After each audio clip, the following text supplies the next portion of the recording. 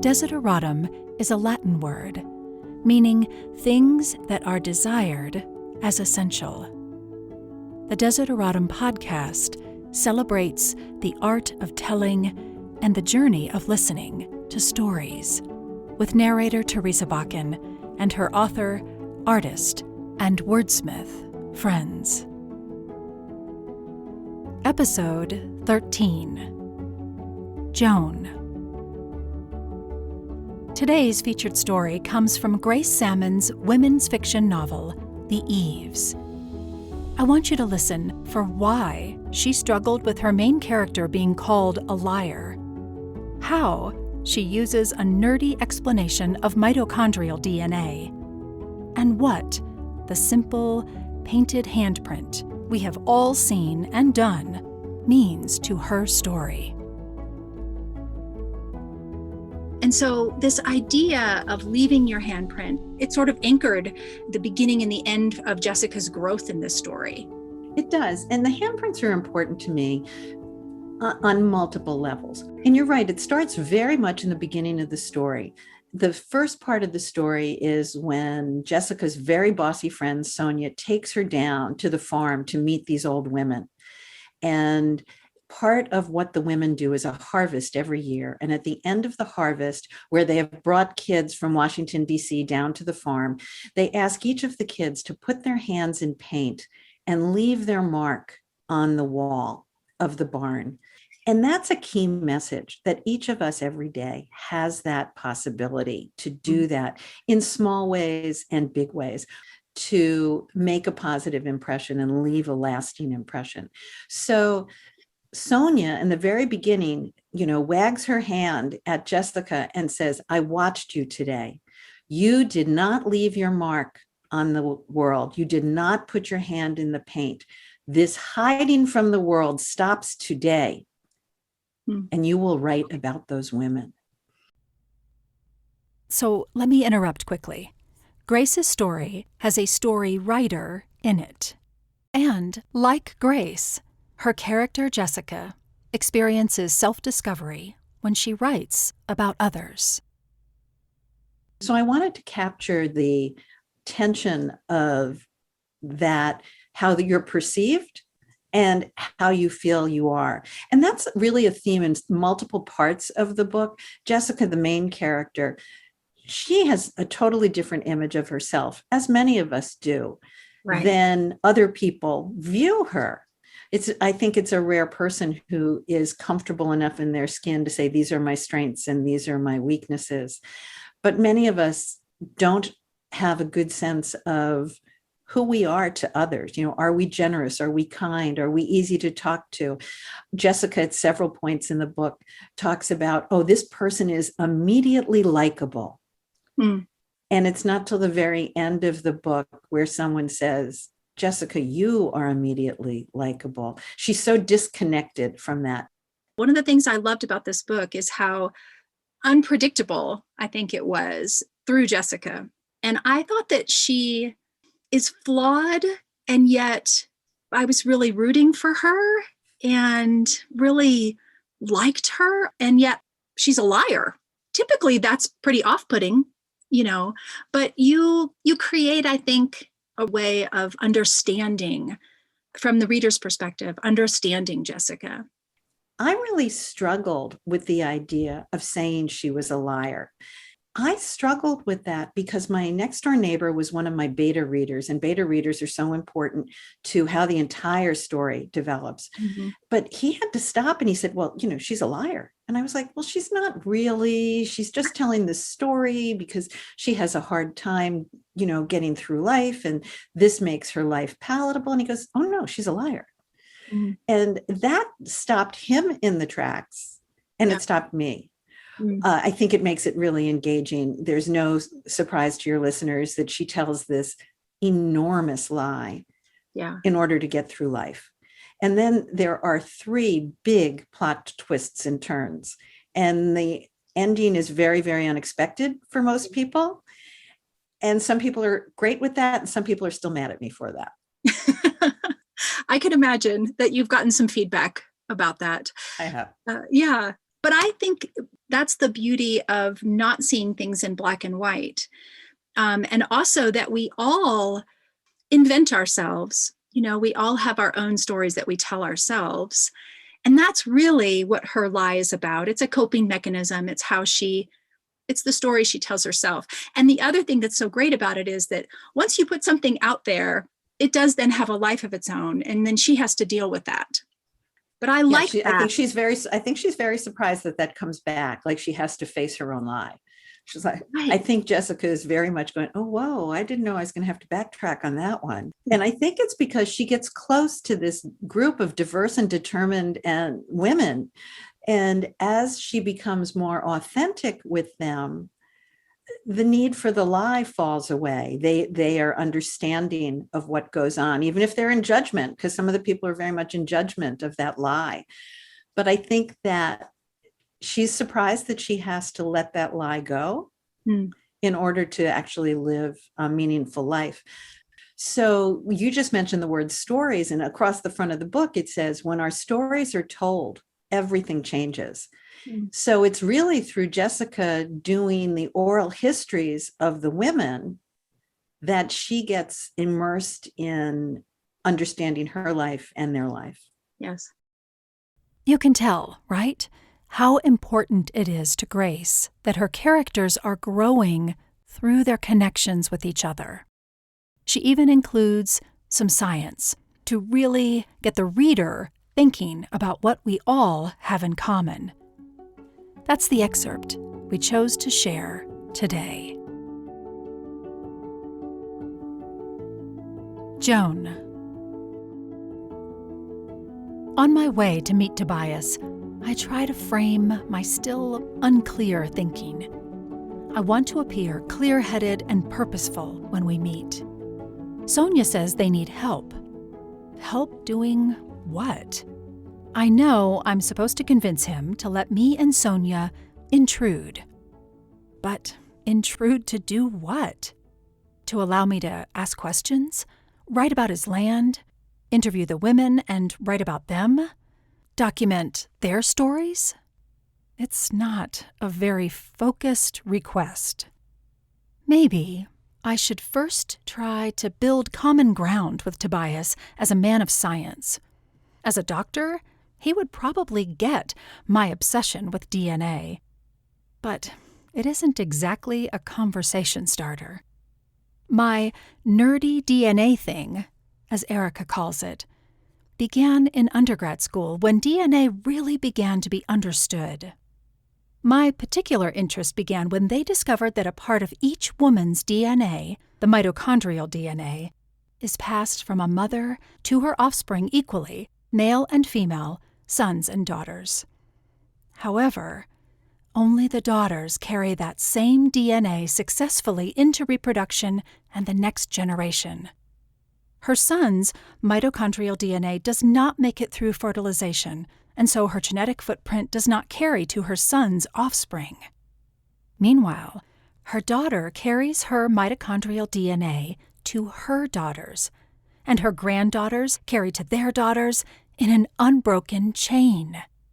Most surprisingly, regardless of the size of our world or our diverse cultures, experiences, and preferences, scientists have determined that there are only 9 differences in this mitochondrial DNA across all of humankind. They can reach back to prehistory and can link us to our 9 ancestral mothers. 9. Just 9. Passed to us only by our mothers and carried forward only by our daughters. I can't help but believe our stories, like our genetic helix, are closely intertwined.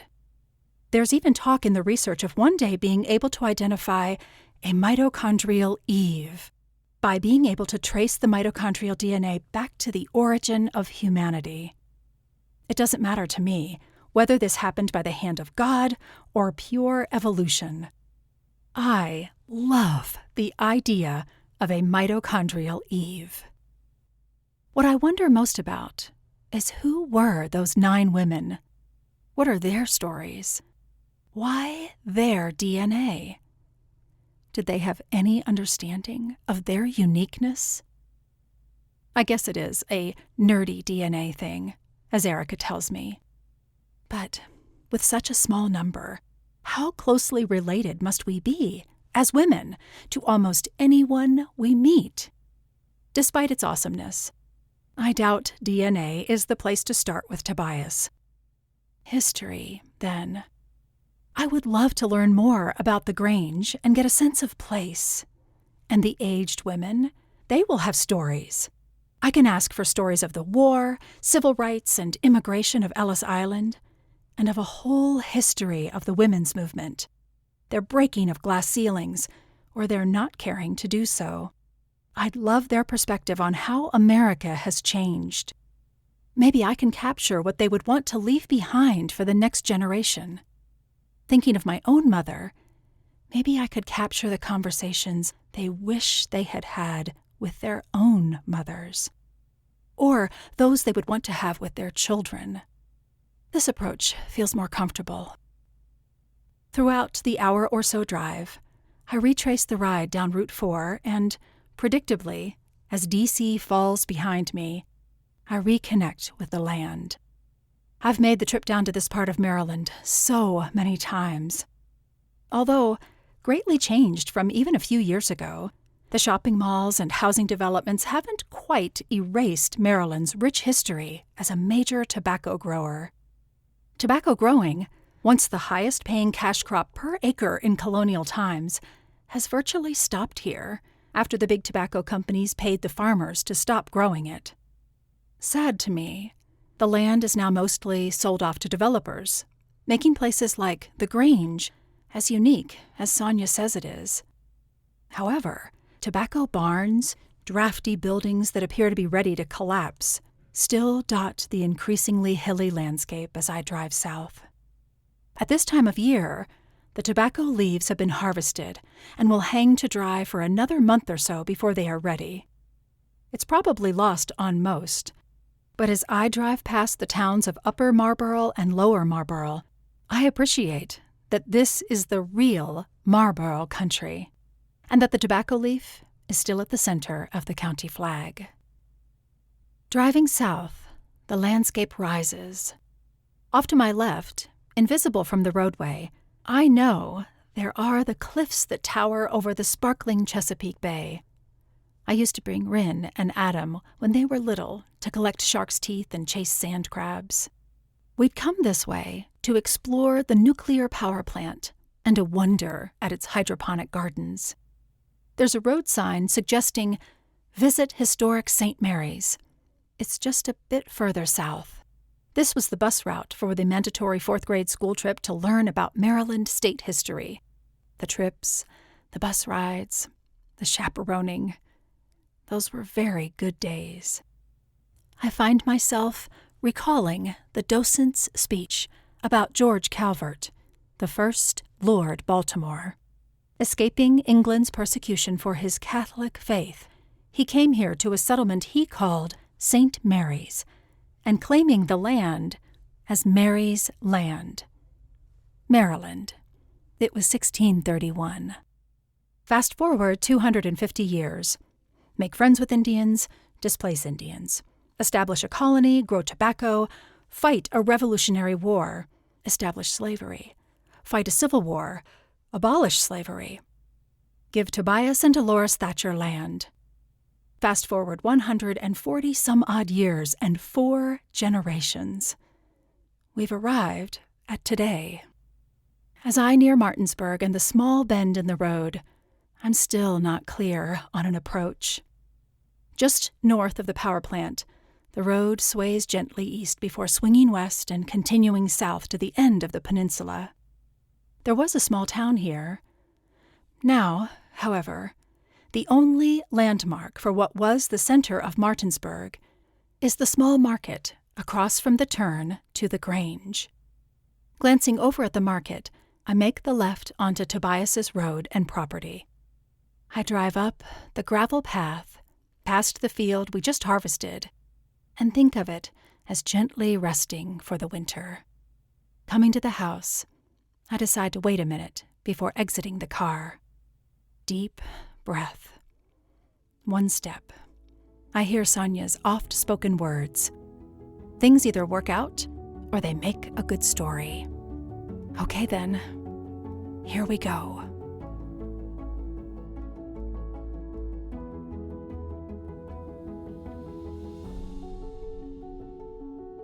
But this concept that all women are all humanity is connected through just 9 variations in our DNA points to me that we are really more alike than disparate. Yes. And if we bother to listen, I think we'll find that. And that's what I would hope. People frequently ask me, why did I write this book? And there are multiple reasons. I think the message I want is that people realize that we are more alike than not.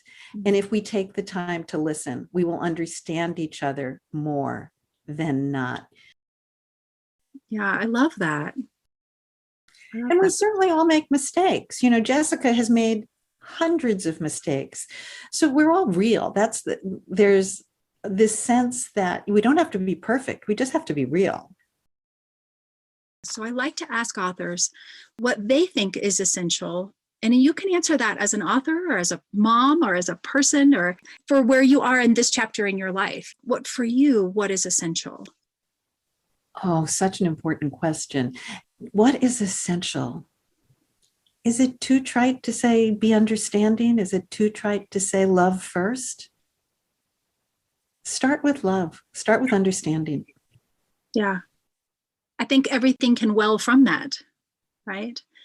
And really that's a lot of your message in the Eves is to be understanding, to really see people, is a key component, I think, in what you're writing about. And including yourself. There's nobody harder on herself than Jessica. Yeah. And I think women are particularly very, very hard on themselves. It's hard sometimes to quiet the voice that tells you can't, or it's not good enough, you shouldn't try. To give yourself that grace first and to be real with yourself. It's a really good essential message, actually. I love that. So I would say, without being an egotist, love yourself first. Be understanding of yourself first. Yeah.